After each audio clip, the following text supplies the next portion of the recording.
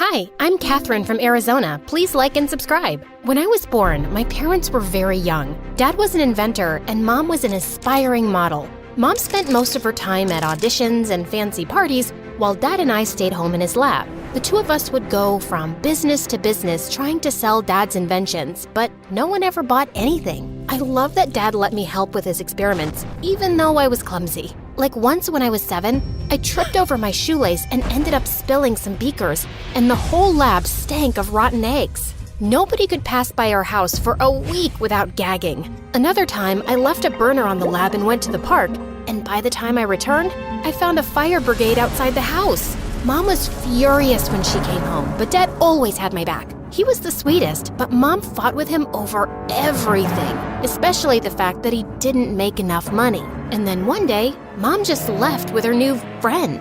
Dad said she was going on a business trip and would be back soon. Well, Mom never came back, and Dad did his best to keep me happy. Once when I was 9, we were at the supermarket and Dad picked up the last bag of marshmallows when suddenly a lady started yelling at him. "Hey, I was about to take that. Give that to me." "Ma'am, I picked them up first." "So what? I saw them first. Don't you have any manners? It's ladies first." Dad gave the bag to her, but I was furious. He was just too nice, and I had to protect him. Plus, there were marshmallows on the line. I acted nice and offered the lady some gum. And seconds later, the witch started to scream. It was a spicy gum that made your mouth feel like it's on fire for 10 hours. One of my favorite inventions. Dad and I kept working together, and by the time I was 12, we had developed something spectacular. He sold our invention to a huge corporation, and overnight, we became millionaires. We moved into a huge house, and Dad started his own company. But I couldn't help noticing that sometimes he was really sad. "What's wrong, Dad?" "Nothing, honey. I'm totally fine." Then one day, a magazine named him the city's most eligible bachelor, and suddenly, he was going on dates every weekend. I was jealous. For so long, it had been just the two of us, but Dad seemed happier. Dad had always homeschooled me, but now he was too busy. So I started school for the first time in 9th grade. We had a test in science class soon, and I turned in my exam in 5 minutes and got all the answers right. My teacher, Mr. Johnson, swore I cheated. I didn't cheat. I studied the chapter last night. I stood up and recited everything from the chapter word for word. Mr. Johnson was stunned and immediately apologized. After that, he was much nicer to me and even asked me to assist in class.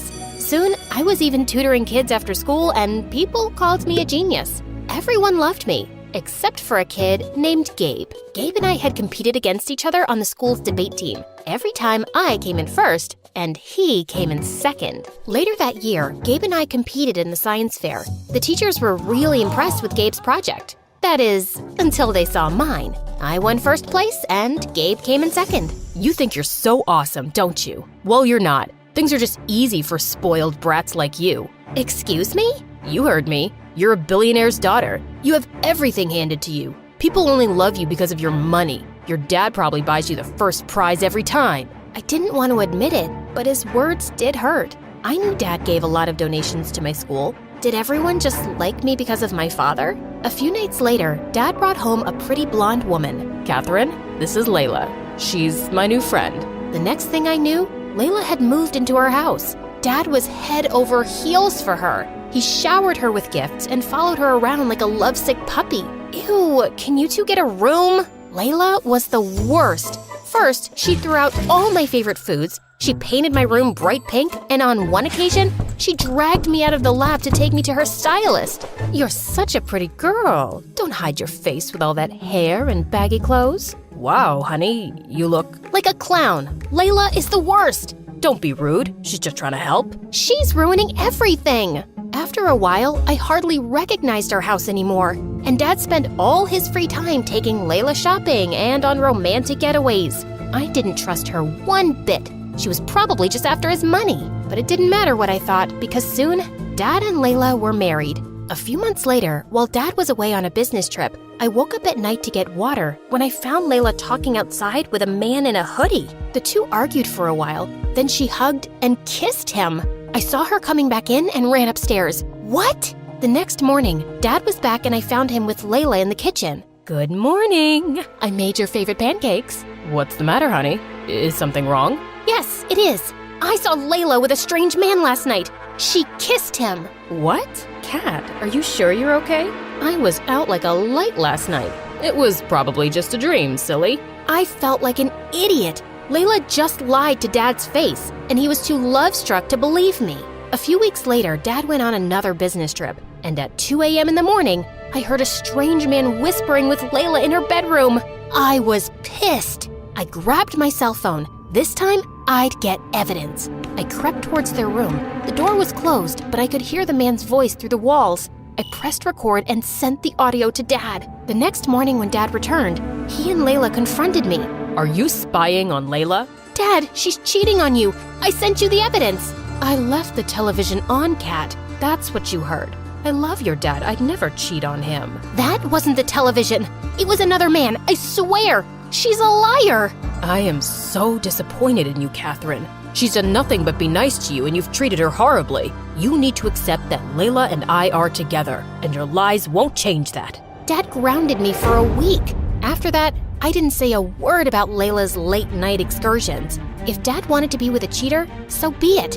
I focused on school and preparing for the next big debate competition, but I noticed that Gabe wasn't there. He wasn't my favorite person, but I started to worry when a few weeks passed and none of the teachers or students knew why he was absent.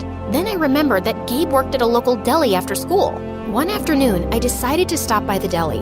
I saw Gabe at the counter looking like he hadn't slept in days. Gabe, are you okay? What are you doing here? I was just worried about you. I brought you the homework you missed from class. Why are you being nice to me?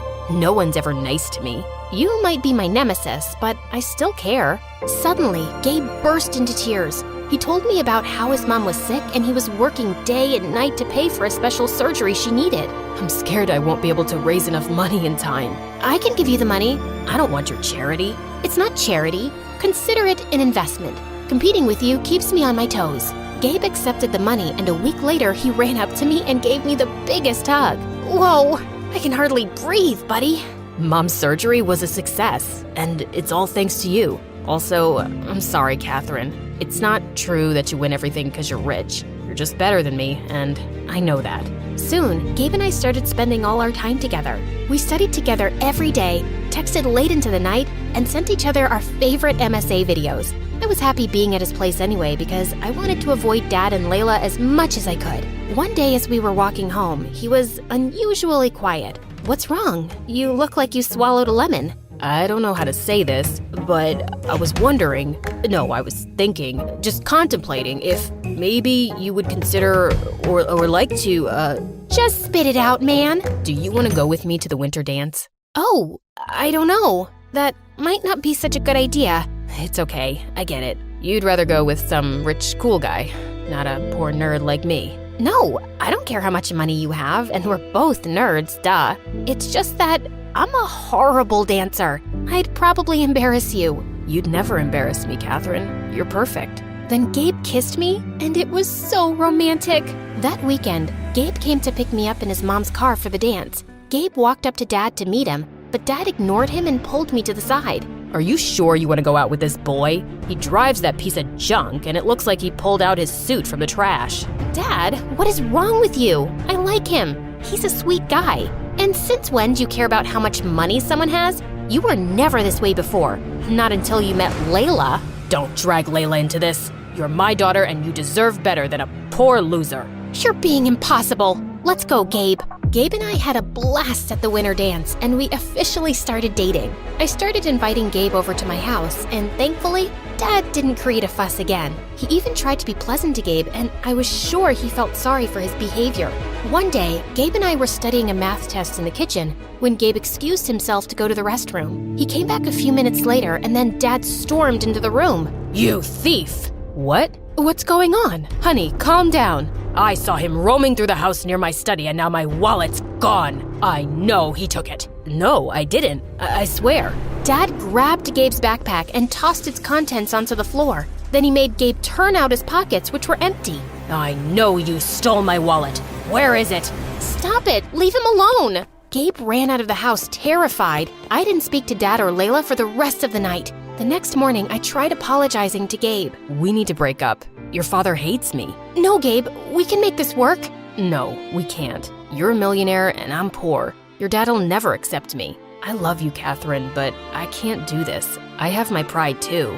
After that, Gabe didn't speak to me again. He blocked my calls, and when I went to his house, his mom said he didn't want to see me. Days passed and I focused on my studies, but I still missed Gabe and felt so angry. Catherine, your father is upset that you've been ignoring him completely. He didn't mean what he said about Gabe. The things aren't always what they seem. He's been under a lot of pressure at work, and I don't care about your excuses, Layla. All I know is that my dad was amazing and we were happy till you came along, and now he's changed and everything's awful. A few weeks later, Dad and Layla had their anniversary, and Dad made dinner reservations for us at a fancy restaurant. I said I didn't want to go, but Dad looked upset, so I reluctantly agreed. I was getting ready and decided to wear my favorite diamond necklace, which was in Dad's safe. I went into Dad's office and opened his safe, and inside there were suitcases full of money, stacks of gold bars, and duffel bags full of diamond jewelry. But then my eyes wandered to the table,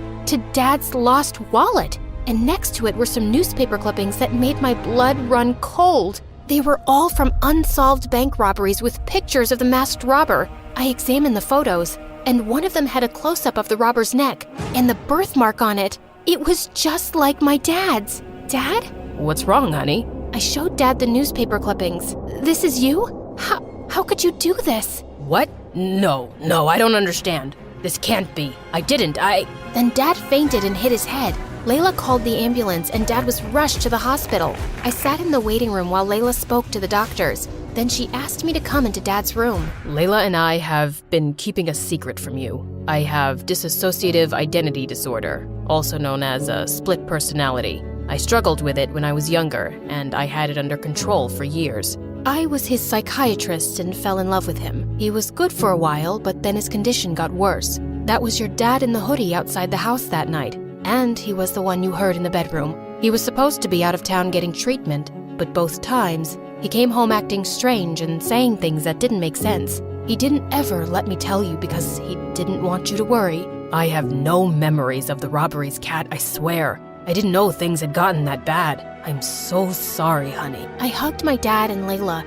I felt so bad for Dad and for how I'd treated Layla. Dad was released from the hospital. The judge decided not to press charges for his crimes, but ordered him into therapy, and we returned all the stolen goods. Layla and I supported Dad through his treatment, and a few months later, the doctors released him from the psychiatric facility. And over this time, Layla and I grew closer. One day, when I got home from school, I opened the door to see Gabe and my father standing inside. Layla told me I chased your friend away, and I've apologized for how I treated him. I'm sorry for the pain I've caused you both. I would never stand in the way of your happiness, Kat. Thank you, Dad. Gabe rushed over to me and kissed me, and from then on, he never let me go.